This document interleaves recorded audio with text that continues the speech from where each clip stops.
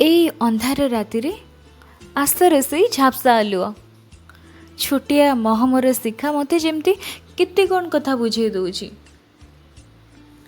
ଆଉ ଆଜି ମୋ ଆଖି ଦୁଇଟି ଯେମିତି କେଉଁ କ୍ଷୀଣ ଆଲୋକର ସନ୍ଧାନରେ ଯେ ଡୁବି ଯାଇଛି ମୁଁ ନିଜେ ବି ଜାଣିପାରୁନି।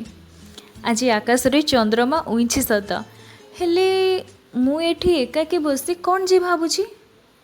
କେଉଁ ଭାବନା ରାଜ୍ୟରୁ ବୁଡ଼ି ଯାଇଛି।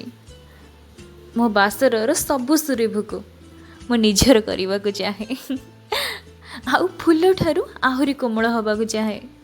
ମୋ ମନରେ ଏତେ କାହିଁକି ଆଶା ଉନ୍ମାଦନ ଆଉ ଜୁପୁଜୁଛି।